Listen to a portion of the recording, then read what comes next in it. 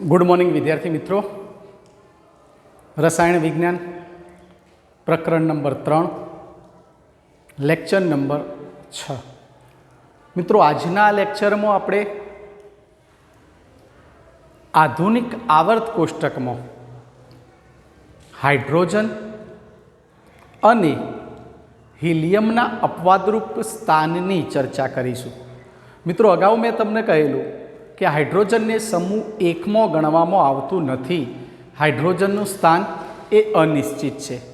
शा माटे हाइड्रोजननुं स्थान आधुनिक आवर्त कोष्टक में अनिश्चित है एनी चर्चा आपणे करवा जई रह्या छीए।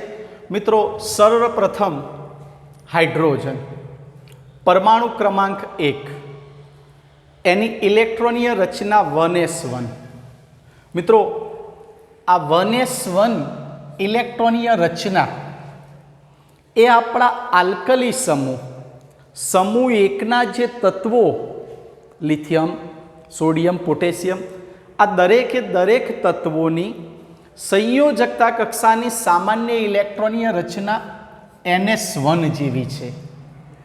मित्रों, हाइड्रोजननी इलेक्ट्रॉनीय रचना ए आल्कली समूहना तत्वोनी संयोजकता कक्षानी सामान्य इलेक्ट्रॉनीय रचना जेवी।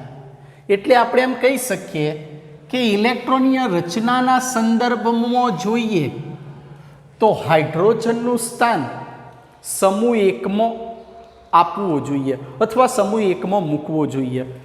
ए ज प्रमाणे मित्रों, समूह एकना दरेक तत्वों पोतानी बाह्यतम कक्षामां रहेलो एक इलेक्ट्रॉन सरळताथी गुमावीने धन आयन बनावी दे छे।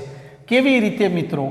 सोडियम परमाणु क्रमांक 11 एनी इलेक्ट्रॉनीय रचना 281। मित्रों, एनी बाह्यतम कक्षा में एक इलेक्ट्रॉन रहेलो छे। आ एक इलेक्ट्रॉन ए सरळताथी गुमावी देशे अने धन आयन बनावी देशे। साथे साथे एना नजीकना निष्क्रिय तत्व नियोन जेवी स्थायी अष्टक रचना प्राप्त करी देशे। मित्रों, हमेशा याद राखो कि आल्कली समूहना दरेक तत्वों पोतानी बाह्यतम कक्षा में एक इलेक्ट्रॉन धरावे छे अने आवो एक इलेक्ट्रॉन ए सरळताथी गुमावीने धन आयन बनावशे। सोडियम धन आयन +1, पोटेशियम +1 आवा धन आयन बनवानुं वलण एमनुं सौथी वधु होय छे। ए ज प्रमाणे हाइड्रोजन पण पोतानी संयोजकता कक्षानो एक इलेक्ट्रॉन गुमावी शकशे अने H+ आयन, जेने मित्रों प्रोटोन आयन तरीके ओळखवामां आवे छे, आवो H+ आयन पण बनावी शके छे। एटले आपणे एम कही सकीए कि इलेक्ट्रॉनीय रचनाना संदर्भमां एनी इलेक्ट्रॉनीय रचना आल्कली समूहना तत्वोनी बाह्यतम कक्षामां रहेला इलेक्ट्रॉनना रचनाने मळी आवे छे। ज्यारे इलेक्ट्रॉन गुमाववानुं वलण जे आल्कली समूहना तत्वों पोतानी संयोजकता कक्षामांथी एक इलेक्ट्रॉन सरळताथी गुमावीने धन आयन बनावी देशे, ए प्रमाणे हाइड्रोजन पण पोतानी संयोजकता कक्षानो एक इलेक्ट्रॉन गुमावीने H+ प्रोटोन आयन बनावी शके छे। आ बंने गुणधर्मोने इलेक्ट्रॉनीय रचना अने इलेक्ट्रॉन गुमाववानुं वलण जोईए तो आपणे एमने कही सकीए कि समूह एक में मूकी शकाय।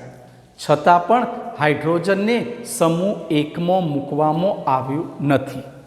ए ज प्रमाणे मित्रों, समूह नंबर 17 हेलोजन समूह। कया तत्वों आवशे मित्रों हेलोजन समूह में? फ्लोरीन, क्लोरीन, ब्रोमीन, आयोडीन आ बधा तत्वोने हेलोजन तत्वों तरीके ओळखवामां आवशे। अने मित्रों, तमे जाणो छो कि हेलोजन समूहना जे तत्वों हशे ने ए हेलोजन समूहना तत्वोनी संयोजकता कक्षामां 7 इलेक्ट्रॉन रहेला होय छे। उदाहरण जोईए, क्लोरीन एटॉमिक नंबर 17 एनी इलेक्ट्रॉन रचना 287। तो आ शुं करशे?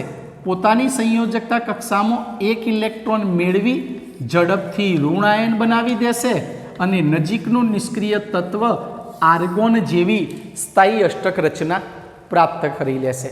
एटले एम कही शकाय छे मित्रों कि हेलोजन समूहना दरेक तत्वोनी बाह्यतम कक्षामां 7 इलेक्ट्रॉन होय छे। જે એક ઇલેક્ટ્રોન સરળતાથી મેળવીને ઋણાયન બનાવી લેશે. એ જ પ્રમાણે હાઇડ્રોજન પણ શું કરશે? પોતાની સંયોજકતા કક્ષામાં એક ઇલેક્ટ્રોન મેળવીને H- હાઇડ્રાઇડ આયન બનાવી શકે છે. એટલે એમ કહી શકાય કે ઇલેક્ટ્રોન મેળવવાની બાબતમાં, ઇલેક્ટ્રોન સ્વીકારવાની બાબતમાં એ સમૂહ 17ને મળી આવતો હોય છે. છતાં પણ મિત્રો હાઇડ્રોજનને સમૂહ 17માં મૂકવામાં આવ્યો નથી. મિત્રો ફરીથી સમૂહ 1ના તત્વોની જેવી ઇલેક્ટ્રોનીય રચના ધરાવે છે. જ્યારે ઇલેક્ટ્રોન ગુમાવવાનું વલણ પણ સમૂહ 1ના જેવું છે, છતાં પણ એને સમૂહ 1માં મૂકવામાં આવ્યો નથી. એ જ પ્રમાણે સમૂહ નંબર 17 હેલોજન સમૂહના તત્વો, અને આવા હેલોજન સમૂહના તત્વો એક ઇલેક્ટ્રોન મેળવીને ઋણ આયન બનાવી શકે છે, એમ હાઇડ્રોજન પણ એક ઇલેક્ટ્રોન મેળવીને હાઇડ્રાઇડ આયન બનાવી શકે છે. છતાં પણ એને સમૂહ 17માં મૂકવામાં આવ્યો નથી. એને સમૂહ 17માં મૂકવામાં આવ્યો નથી. માટે કહી શકાય છે કે આધુનિક આવર્ત કોષ્ટકના અંદર હાઇડ્રોજનનું સ્થાન સમૂહ 1 કે સમૂહ 17માં આપવામાં નથી આવ્યું. એનું સ્થાન મિત્રો કેવું ગણવામાં આવ્યું? તો એનું સ્થાન આધુનિક આવર્ત કોષ્ટકમાં અનિશ્ચિત ગણવામાં આવે છે. આધુનિક આવર્ત કોષ્ટકમાં એનું સ્થાન અનિશ્ચિત ગણવામાં આવે છે. એટલે એનું સ્થાન આધુનિક આવર્ત કોષ્ટકના અંદર મધ્યમાં ઉપરના ભાગે આપેલું છે. મિત્રો તમે બધા જાણો છો કે હાઇડ્રોજન એ ધાતુ તત્વ સાથે પણ જોડાઈ શકે છે, અધાતુ તત્વો સાથે પણ ઝડપથી પ્રક્રિયા કરી શકે છે. એટલે ડાબી બાજુએ ધાતુ તત્વો રહેલા છે, જમણી બાજુ અધાતુ, એટલે ધાતુ તત્વો અને અધાતુ તત્વો સાથે સરળતાથી જોડાઈ શકતો હોવાના કારણે આધુનિક આવર્ત કોષ્ટકમાં એનું સ્થાન મધ્યમાં અનિશ્ચિત ગણવામાં આવ્યું છે. મિત્રો આનો સ્ક્રીનશોટ આટલાનો લઈ લો, પછી આપણે હિલિયમની ચર્ચા કરીએ.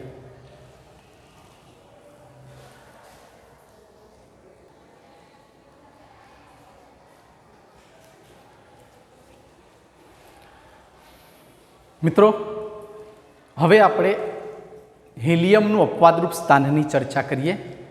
મિત્રો હિલિયમનું સ્થાન આધુનિક આવર્ત કોષ્ટકમાં સમૂહ 18, જેને મિત્રો આપણે નિષ્ક્રિય વાયુ તત્વોનો સમૂહ તરીકે ઓળખીએ છીએ, એવા સમૂહ 18 નિષ્ક્રિય વાયુ તત્વના અંદર હિલિયમનું સ્થાન આપવામાં આવેલું છે.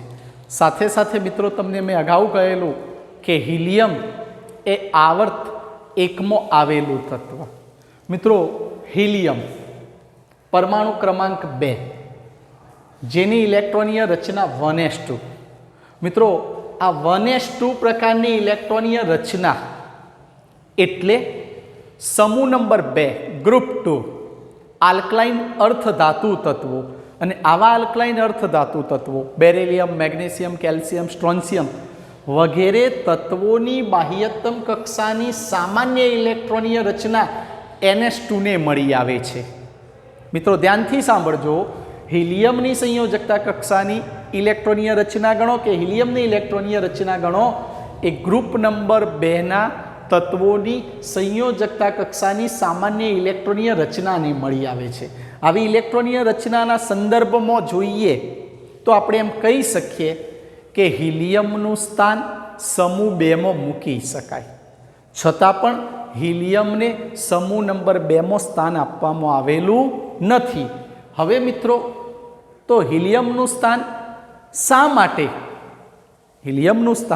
શા માટે ગ્રુપ 18 સમૂહ 18માં આપ્યું? તો જ્યારે મિત્રો હિલિયમનો અભ્યાસ કરવામાં આવ્યો, એના ગુણધર્મોનો અભ્યાસ કરવામાં આવ્યો, ત્યારે હિલિયમના બધા જ ગુણધર્મો નિષ્ક્રિય વાયુ તત્વો નિયોન, આર્ગોન અને ક્રિપ્ટોનને મળી આવતા હોવાથી, એના ગુણધર્મો નિષ્ક્રિય વાયુ તત્વને મળી આવતા હોવાથી એનું સ્થાન સમૂહ નંબર 18માં આપ્યું.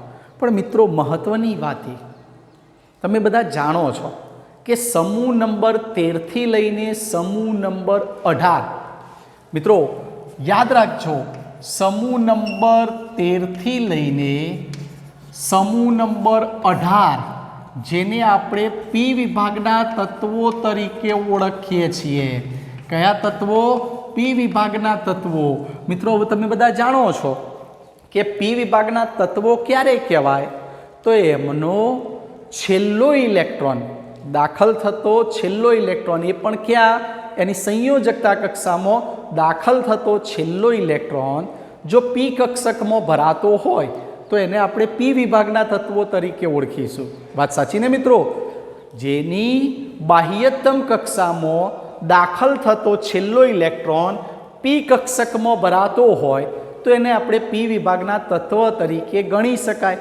પણ મિત્રો સાથે સાથે એ પણ હું કહું, તમે હિલિયમમાં દાખલ થતો છેલ્લો ઇલેક્ટ્રોન એસ કક્ષકમાં હોય છે તો ખરેખર એસ વિભાગનું તત્વ હોવું જોઈએ, પણ છતાં એને એસ વિભાગમાં મૂકવામાં આવ્યું નથી. એને પી વિભાગમાં સમૂહ નંબર 18માં મૂકવામાં આવ્યું. શા માટે મૂકવામાં આવ્યું? તો એનો જવાબ માત્ર એક જ, કે હિલિયમના તમામ ગુણધર્મો નિષ્ક્રિય વાયુ તત્વો નિયોન, આર્ગોન, ક્રિપ્ટોનને મળી આવતા હોવાથી એને ગ્રુપ નંબર 18માં મૂક્યું. મિત્રો આનો સ્ક્રીનશોટ લઈ લો, પછી આગળ દરેક વિભાગના તત્વોની ઇલેક્ટ્રોનીય રચના અને દરેક વિભાગની સમજૂતી મેળવીએ.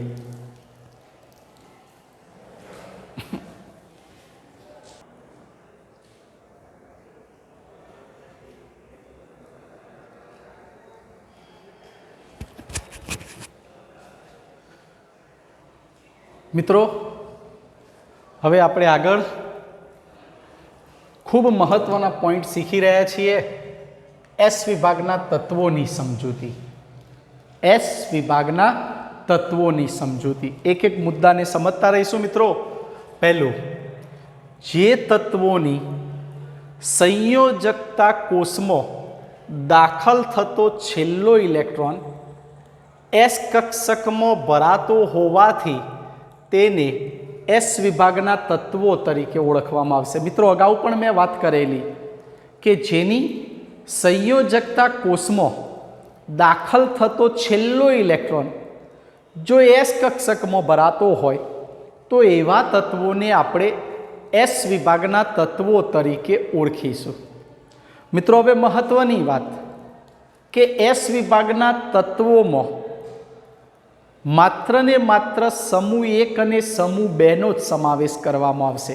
મિત્રો સાંભળજો, એસ વિભાગના તત્વોમાં સમૂહ 1 અને સમૂહ 2 નો જ સમાવેશ કરવામાં આવશે.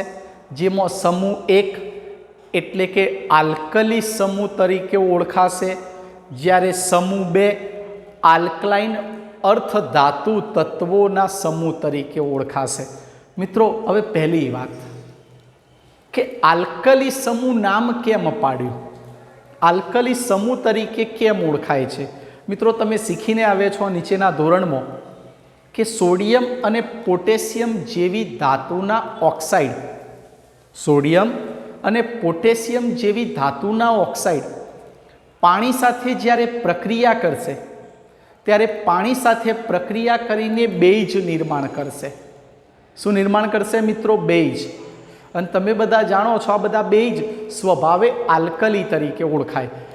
ઉદાહરણ તરીકે તમે સોડિયમના ઓક્સાઇડની પાણી સાથે પ્રક્રિયા કરશો, સોડિયમના ઓક્સાઇડની પાણી સાથે પ્રક્રિયા કરશો તો સોડિયમ હાઇડ્રોક્સાઇડ NaOH બનશે. પોટેશિયમના ઓક્સાઇડની પાણી સાથે પ્રક્રિયા કરશો તો KOH બનશે. મિત્રો આ બનેલા ઓક્સાઇડ સ્વભાવે બેઝિક હોય, આલ્કલી હાઇડ્રોક્સાઇડ તરીકે ઓળખાય. એના ઓક્સાઇડ, એના હાઇડ્રોક્સાઇડ સ્વભાવે બેઝિક હોય એટલે સમૂહ 1 ને આલ્કલી સમૂહ તરીકે ઓળખવામાં આવ્યો. જ્યારે સમૂહ નંબર 2ના તત્વો કે આલ્કલાઇન અર્થ ધાતુ તત્વો તરીકે ઓળખ્યા. મિત્રો યાદ રાખજો, ગ્રુપ નંબર 2ના તત્વોને અર્થ ધાતુ તત્વો તરીકે ઓળખવામાં આવશે, પણ બેરેલિયમ સિવાય. બેરેલિયમ સિવાય બાકીના તત્વો મેગ્નેશિયમ, કેલ્શિયમ, સ્ટ્રોન્શિયમ, બેરિયમ આ બધા તત્વોને અર્થ ધાતુ તત્વો ગણી શકાય. અર્થ ધાતુ તત્વો એટલે જે પૃથ્વીના પોપડામાંથી મળી આવ્યા, એના ક્રસ્ટમાંથી મળી આવ્યા છે, માટે એને આપણે અર્થ ધાતુ તત્વો તરીકે ઓળખીશું. મિત્રો બહુ મહત્વની બીજી એક વાત કે આ દરેક તત્વો એટલે કે સમૂહ નંબર 1ના તત્વો કયા મિત્રો? તો સમૂહ નંબર 1 માં lithium, sodium, potassium, rubidium, caesium અને ફ્રાન્સિયમનો સમાવેશ થશે. Lithium, sodium, potassium, rubidium, caesium અને ફ્રાન્સિયમનો સમાવેશ થશે. જો તમને સ્ક્રીનમાં દેખાતું ન હોય તો મિત્રો આ તત્વો આ રીતે ગોઠવું: lithium, sodium, potassium, rubidium, caesium અને ફ્રાન્સિયમ. જે મિત્રો આ તત્વો મેં લખ્યા એ તત્વોને આપણે સમૂહ નંબર 1ના તત્વો તરીકે ઓળખીશું. આ દરેકે દરેક તત્વોની સંયોજકતા કક્ષાની સામાન્ય ઇલેક્ટ્રોનીય રચના NS1 રહેશે. સંયોજકતા કક્ષાની સામાન્ય ઇલેક્ટ્રોનીય રચના NS1 રહેશે. મિત્રો ફરીથી યાદ કરાવી દઉં, અહીં n એ મુખ્ય ક્વોન્ટમાંક, સાથે સાથે આ પ્રકરણ માટે n એ આવર્તનનો ક્રમ અથવા કક્ષાનો ક્રમ નક્કી કરશે. મિત્રો ક્યારેય ભૂલશો નહીં, સ્મોલ n એ મુખ્ય ક્વોન્ટમાંક, આવર્તનો ક્રમ અને કક્ષાનો ક્રમ રજૂ કરશે. મિત્રો આપણે આ ઉદાહરણને સરળતાથી પહેલાં સમજીએ. લિથિયમની સાદી ઇલેક્ટ્રોનીય રચના લખો છો 2,1, સોડિયમની ઇલેક્ટ્રોનીય રચના લખો છો 2,8,1, પોટેશિયમની ઇલેક્ટ્રોનીય રચના લખો છો 2,8,8,1. એ રીતે આગળ રૂબિડિયમ, સીઝિયમ અને ફ્રાન્સિયમની. પણ માત્ર આટલા ઉદાહરણથી અત્યારે સમજીએ. મિત્રો લિથિયમનો પરમાણુ ક્રમાંક 3, એની ઇલેક્ટ્રોનીય રચના 2,1, સોડિયમનો પરમાણુ ક્રમાંક 11, એની ઇલેક્ટ્રોનીય રચના 2,8,1, પોટેશિયમનો પરમાણુ ક્રમાંક 19, એની ઇલેક્ટ્રોનીય રચના 2,8,8,1. મિત્રો તમે અહીંયા જોઈ શકો છો, જોજો ધ્યાનથી, દરેક તત્વોની બાહ્યતમ કક્ષામાં એક ઇલેક્ટ્રોન રહેલો છે. એની બાહ્યતમ કક્ષામાં એક ઇલેક્ટ્રોન રહેલો છે. એટલે બાહ્યતમ કક્ષામાં એક ઇલેક્ટ્રોન રહેલો હોય તો આ દરેક તત્વોની સંયોજકતા કક્ષાની સામાન્ય ઇલેક્ટ્રોનીય રચના શું બને? NS1. શું બને? NS1. અહીં nનું મૂલ્ય બદલાતું જશે, કારણ કોઈ પણ સમૂહમાં તમે ઉપરથી નીચે આવતા જાઓ છો એમ કક્ષાઓની સંખ્યા વધતી જાય, મુખ્ય ક્વોન્ટમાંકનું મૂલ્ય વધતું જાય, આવર્તનો ક્રમ વધતો જાય. તમે જોઈ શકો છો કે લિથિયમના અંદર કક્ષાઓની સંખ્યા 2, તો નક્કી થઈ ગયું કે લિથિયમ માટે nનું મૂલ્ય 2 હોય. લિથિયમ માટે nનું મૂલ્ય 2 એટલે આવર્ત નંબર બીજામાં આવ્યું. સોડિયમના અંદર કક્ષાઓની સંખ્યા 3, તો એના માટે nનું મૂલ્ય 3 થયું, તો એ આવર્ત ક્રમ ત્રીજામાં હોય. આના માટે nનું મૂલ્ય 4, તો પોટેશિયમ આવર્ત ચોથામાં હોય. મિત્રો હંમેશા યાદ રાખો, એના મુખ્ય ક્વોન્ટમાંક nના મૂલ્ય પરથી તમે આવર્તનો ક્રમ નક્કી કરી શકો છો. પણ હંમેશા એક બાબત યાદ રાખો, આ તત્વોની બાહ્યતમ કક્ષામાં માત્ર એક જ ઇલેક્ટ્રોન રહેલો હોય અને બાહ્યતમ કક્ષામાં એક ઇલેક્ટ્રોન રહેલો હોય તો એ એમની સંયોજકતા કક્ષાની સામાન્ય ઇલેક્ટ્રોનીય રચના NS1 બને.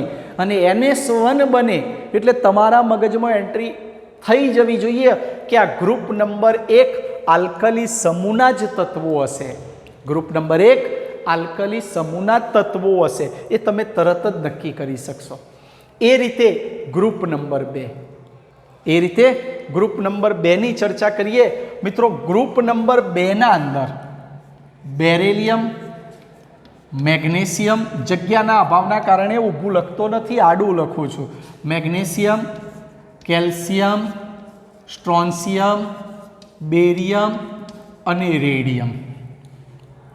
Beryllium, magnesium, calcium, strontium, barium અને રેડિયમ, આ દરેક તત્વોની સંયોજકતા કક્ષામાં 2 ઇલેક્ટ્રોન હોય.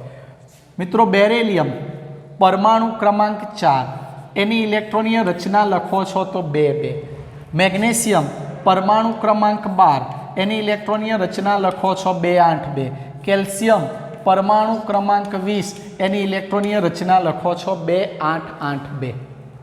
મિત્રો આ ઇલેક્ટ્રોનીય રચના લખી તો તમે જોઈ શકો છો દરેકની બાહ્યતમ કક્ષામાં 2 ઇલેક્ટ્રોન, અને આ દરેક તત્વોની બાહ્યતમ કક્ષામાં 2 ઇલેક્ટ્રોન આનો અર્થ એવો થયો કે આ તત્વોની સામાન્ય ઇલેક્ટ્રોનીય રચના NH2 બની.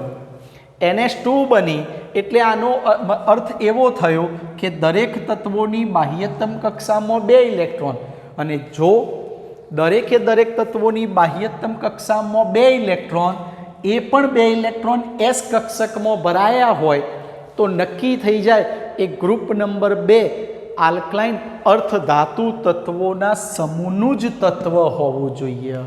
આલ્કલી અર્ધધાતુ તત્વોના સમૂહનું જ તત્વ હોવું જોઈએ. આના ઉપરથી તમે નક્કી કરી શકો છો કે આ ગ્રુપ નંબર 1ના તત્વો, આ ગ્રુપ નંબર 2ના તત્વો. મિત્રો યાદ રાખો, S વિભાગના તત્વને શોધવા માટે માત્ર મગજમાં એક જ વસ્તુ યાદ રાખો, જેની બાહ્યતમ કક્ષામાં દાખલ થતો છેલ્લો એક ઇલેક્ટ્રોન જો S કક્ષકમાં ભરાયેલો હોય, એક જ ઇલેક્ટ્રોન S કક્ષકમાં ભરાયો હોય તો એ ગ્રુપ નંબર 1નું જ તત્વ હશે. અને જેના અંદર S કક્ષકમાં 2 ઇલેક્ટ્રોન ભરાયા હોય બાહ્યતમ કક્ષામાં S ઓર્બિટલ્સના અંદર જો 2 ઇલેક્ટ્રોન ભરાયા હોય તો એ ગ્રુપ નંબર 2નું જ તત્વ હોય. અને એના મુખ્ય ક્વોન્ટમાંક nના મૂલ્ય પરથી તમે નક્કી કરી શકો છો કે ભાઈ આ તત્વ કયા આવર્તમાં આવેલું હશે. બીજું મિત્રો, એક મહત્વની વાત, આધુનિક આવર્ત કોષ્ટક જે તૈયાર કર્યું એ આધુનિક આવર્ત કોષ્ટકના અંદર S, P, D અને F આવા 4 વિભાગો પાડ્યા. એ 4 વિભાગો કોના આધારે પાડ્યા? એના કક્ષકોના અંદર ઇલેક્ટ્રોનની ગોઠવણીના આધારે. પણ મિત્રો એ મહત્વની બાબત કે આ આધુનિક આવર્ત કોષ્ટક જે તૈયાર કર્યું એ આધુનિક આવર્ત કોષ્ટકના અંદર તમે જોયું હશે કે S વિભાગને માત્ર ને માત્ર 2 જ સમૂહમાં વહેંચ્યો, સમૂહ નંબર 1 અને સમૂહ નંબર 2. મિત્રો કેમ 2 જ સમૂહમાં વહેંચ્યો? તો એના માટે યાદ રાખો કે S કક્ષકમાં વધુમાં વધુ તમે 2 ઇલેક્ટ્રોન ભરી શકતા હોવાથી S વિભાગને 2 સમૂહના અંદર વહેંચ્યો. યાદ રહ્યું મિત્રો?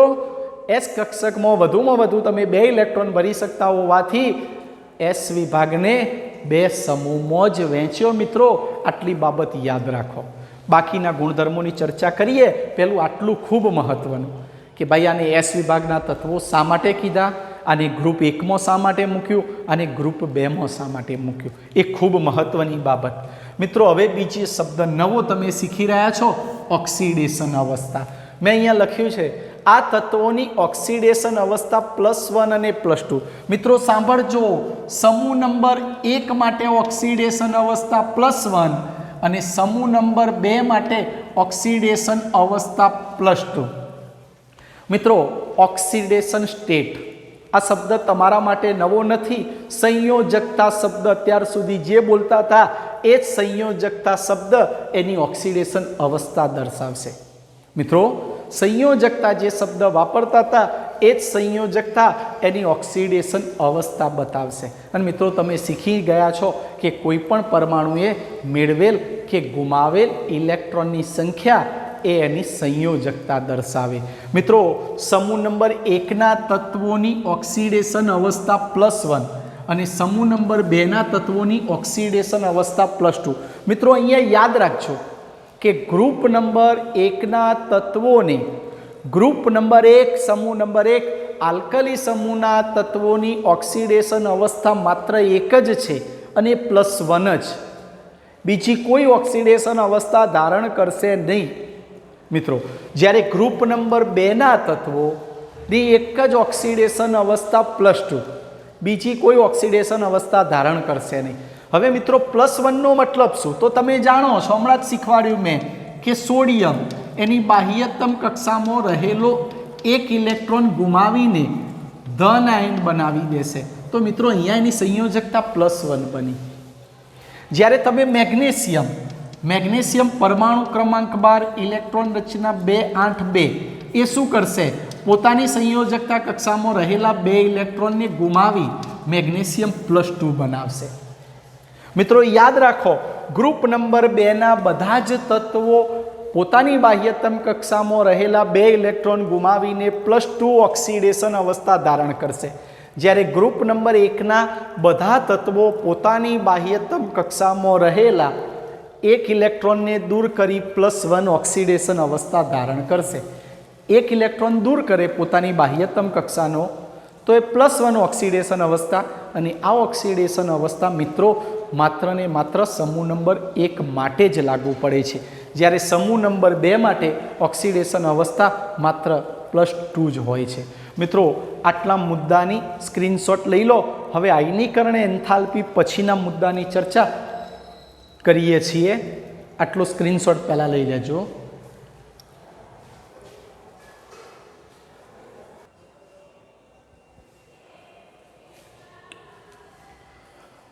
ચલો મિત્રો, હવે આગળના મુદ્દાની ચર્ચા કરીએ. એ જ એસ વિભાગના તત્વોમાં જ મિત્રો સાંભળજો, એસ વિભાગના તત્વના એ જ મુદ્દાની ચર્ચા કરીશું આગળ.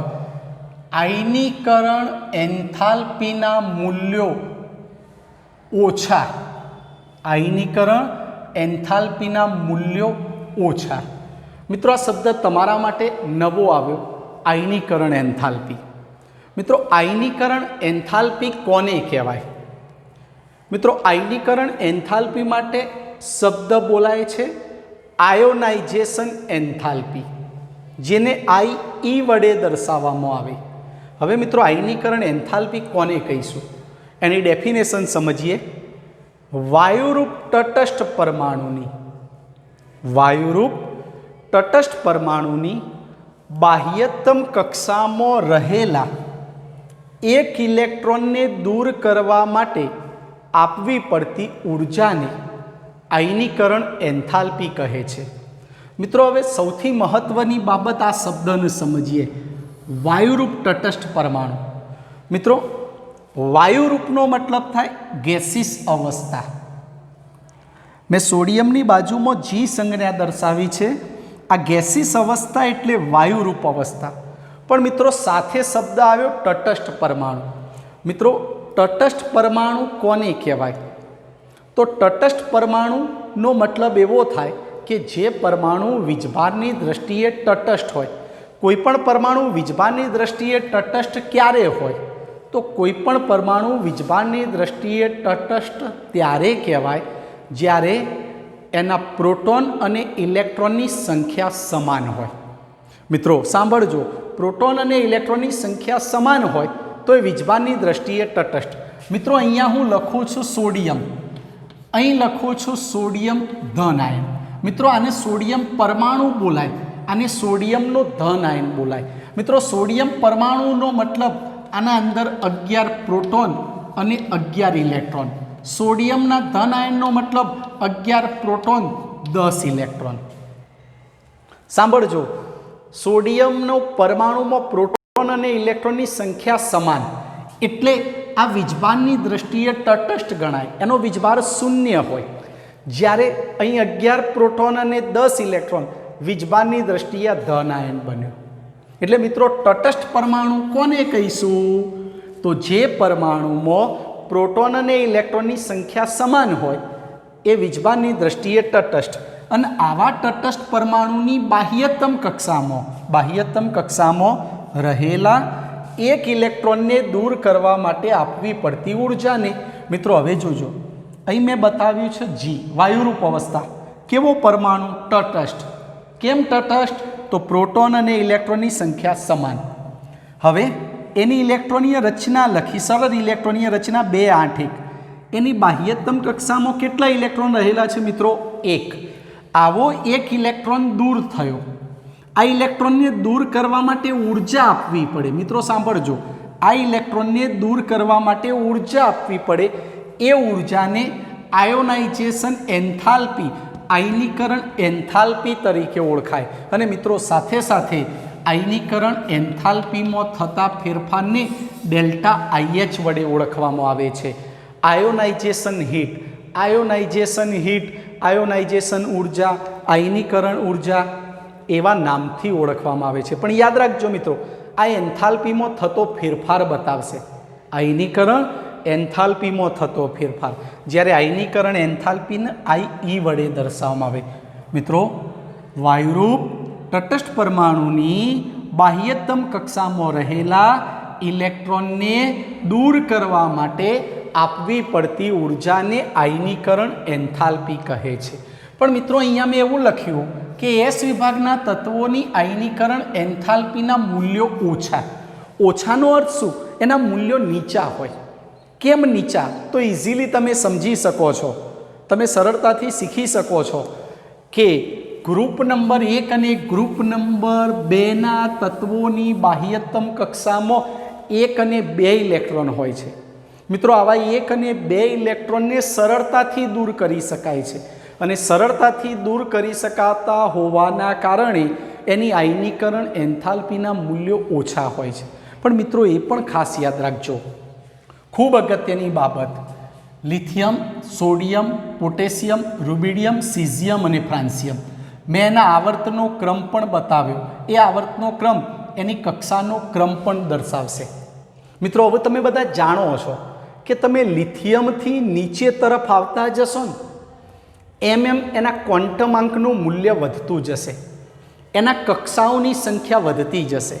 અને મિત્રો તમે બધા જાણો છો કે જેમ જેમ કક્ષાઓની સંખ્યા વધતી જાય ને એમ પરમાણુનું કદ મોટું થતું જાય, અને જેમ જેમ પરમાણુનું કદ મોટું થતું જાય એમ એની બાહ્યતમ કક્ષામાં રહેલા ઇલેક્ટ્રોનનું કેન્દ્ર સાથેનું આકર્ષણ ઓછું થઈ જાય। અને તમે બધા જાણો છો કે જે ઇલેક્ટ્રોન કેન્દ્રથી દૂર જતો જશે ને એની ઉર્જા હંમેશા વધુ હોય, અને આવો ઇલેક્ટ્રોન કેન્દ્ર સાથે આકર્ષણ ઓછું ધરાવશે। જેટલું કેન્દ્ર સાથે આકર્ષણ ઓછું એટલો ઇલેક્ટ્રોન સરળતાથી દૂર કરી શકાય। તો આનો મતલબ એવો થયો કે તમે લિથિયમથી સીઝિયમ તરફ આવશો, લિથિયમથી સીઝિયમ તરફ ગ્રુપમાં સમૂહમાં ઉપરથી નીચે આવશો એમ આયનીકરણ એન્થાલ્પીનું મૂલ્ય ઘટતું જશે।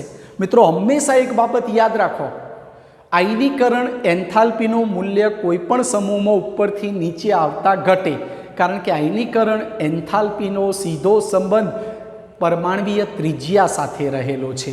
એટલે કે પરમાણુનું કદ જેમ જેમ વધતું જાય એમ એની આયનીકરણ એન્થાલ્પી ઘટતી જાય। એટલે ઉપરથી નીચે આવશો ને એમ એની આયનીકરણ એન્થાલ્પીના મૂલ્યો ઓછા થશે। પણ મિત્રો એ પણ વાત હંમેશા યાદ રાખો જ્યારે તમે ગ્રુપ નંબર 1માંથી ગ્રુપ નંબર 2માં જશો, જોજો બરાબર ધ્યાનથી મિત્રો, ગ્રુપ નંબર 1માંથી 2માં જશો એટલે તમે ક્યાં જાઓ છો? આધુનિક આવર્ત કોષ્ટકમાં ડાબી બાજુથી જમણી બાજુ, અને ડાબી બાજુથી જમણી બાજુ જશો એટલે આયનીકરણ એન્થાલ્પીનું મૂલ્ય વધી જશે। કેમ વધશે?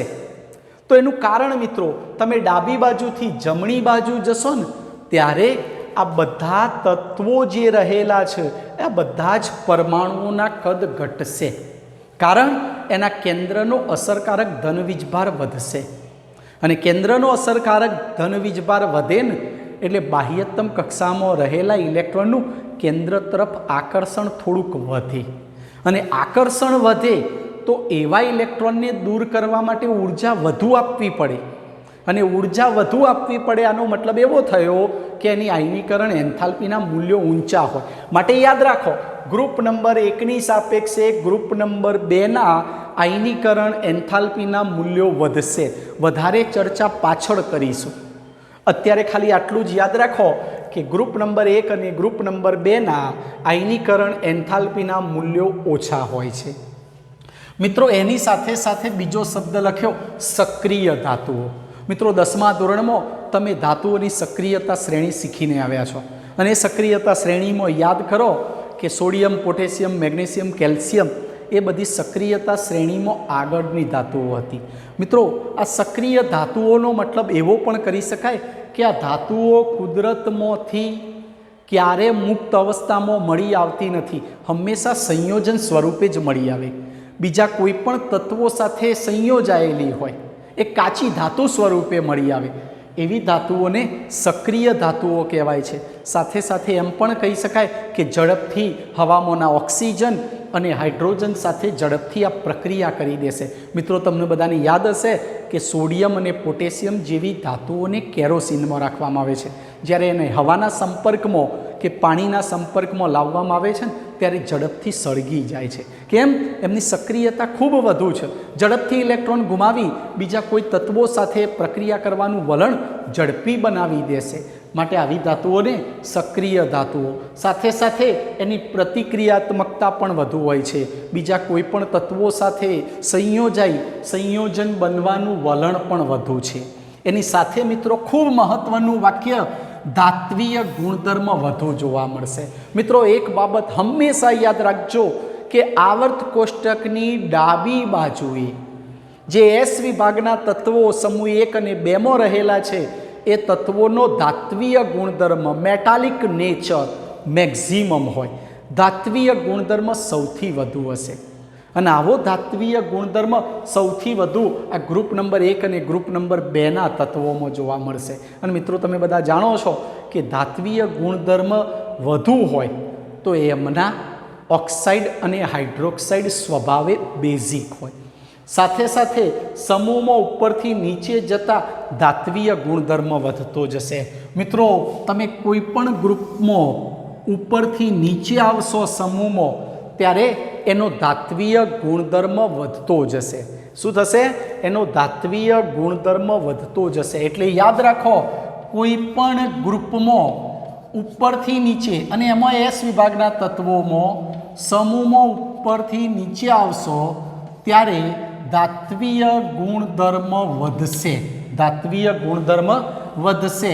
સાથે સાથે બીજો પણ પોઈન્ટ અહીંયા લખી દઉં છું મિત્રો, આયનીકરણ એન્થાલ્પી ના મૂલ્યો ઘટશે. આટલું યાદ રાખો, આયનીકરણ એન્થાલ્પીના મૂલ્યો ઘટશે. સમૂહમાં ઉપરથી નીચે આવીશું તો ધાત્વીય ગુણધર્મ વધશે, આયનીકરણ એન્થાલ્પીના મૂલ્યો ઘટશે. આટલું યાદ રાખો, ખૂબ મહત્વની બાબત. હવે મિત્રો બીજી એક બાબતની પણ ચર્ચા કરી લઉં, ફરીથી યાદ કરાવી દઉં. મિત્રો કયું તત્વ, આપણે ફક્ત એસ વિભાગના તત્વોની જ વાત કરીએ છીએ કે કયું તત્વ કયા આવર્તમાં અને કયા સમૂહમાં આવ્યું એ તમને શોધતા આવડવું જોઈએ. એને શોધવા માટે ક્યાંય જવાનું નથી. જેની સંયોજકતા કોષની ઇલેક્ટ્રોનીય રચનામાં દાખલ થતો છેલ્લો એક ઇલેક્ટ્રોન જો એસ કક્ષકમાં ભરાયો હોય, મિત્રો સાંભળજો, જે તત્વોની સંયોજકતા કોષમાં દાખલ થતો છેલ્લો એક ઇલેક્ટ્રોન, શબ્દ બોલું છું એક ઇલેક્ટ્રોન, જો એસ કક્ષકમાં ભરાયેલો હોય તો એ તત્વ હંમેશા એસ વિભાગનું જ હોવું જોઈએ. કયા વિભાગનું હોવું જોઈએ? એસ વિભાગનું જ હોવું જોઈએ. અને દાખલ થતો છેલ્લા 2 ઇલેક્ટ્રોન એની એસ કક્ષકમાં ભરાયેલા હોય, એસ કક્ષકમાં 2 ઇલેક્ટ્રોન ભરાયેલા હોય, સંયોજકતા કોષની ઇલેક્ટ્રોનીય રચનામાં એસ કક્ષકમાં 2 ઇલેક્ટ્રોન ભરાયેલા હોય તો એ ગ્રુપ નંબર 2નું જ તત્વ હોય. એટલે સમૂહ 1 અને સમૂહ 2 તો તમે એની બાહ્યતમ કક્ષાની ઇલેક્ટ્રોનીય રચના લખશો ને એટલે તરત સમજણ પડી જશે. પણ મહત્વની વાત કે એનો આવર્તનો ક્રમ કેવી રીતે નક્કી કરવો, તો મેં તમને મિત્રો કહેલું કે એનો આવર્તનો ક્રમ નક્કી કરવો હોય તો એનો આવર્તનો ક્રમ કોના ઉપરથી નક્કી થશે? આવર્તનો ક્રમ એની ઇલેક્ટ્રોનીય રચના લખશો, અને જ્યારે ઇલેક્ટ્રોનીય રચના લખશો ત્યારે એના સંયોજકતા કોષની ઇલેક્ટ્રોનીય રચનામાં મુખ્ય ક્વોન્ટમાંક એનનું મૂલ્ય જોશો એટલે તરત તમે કહી શકશો કે આ તત્વ આ આવર્તનું હોય. તમારે સ્ક્રીનશોટ લેવો હોય તો એક વખતે લઈ લો, પછી આ ભાગને હું કાઢી નાખું છું અને 1-2 ઉદાહરણથી તમને સમજાવી દઉં છું. મિત્રો સ્ક્રીનશોટ લઈ લેજો.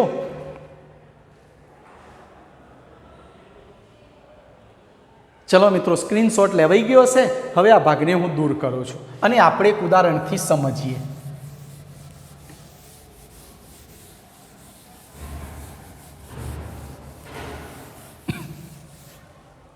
ચલો મિત્રો, ઓકે. હવે આપણે એક ઉદાહરણ લઈએ, સોડિયમ પરમાણુ ક્રમાંક 11. એની ઇલેક્ટ્રોનીય રચના લખીએ 1s2 2s2 2p6 3s1. Potassium atomic number 19. 1s2 2s2 2p6 3s2 3p6 4s1. એ જ રીતે આપણે મેગ્નેશિયમની ઇલેક્ટ્રોનીય રચના લખીએ, atomic number 12. 1s2 2s2 2p6 3s2 એ જ રીતે આપણે calcium 20 number 1s2 2s2 2p6 3s2 2p6 3s2 3p6 4s2 લખાઈ ગઈ મિત્રો. આ બંને ઇલેક્ટ્રોનની રચના મેં લખી, મેગ્નેશિયમની લખી અને કેલ્શિયમની લખી. મિત્રો હવે ખાસ જુઓ તમે ધ્યાનથી, આ બે ઇલેક્ટ્રોનીય રચના મેં લખી.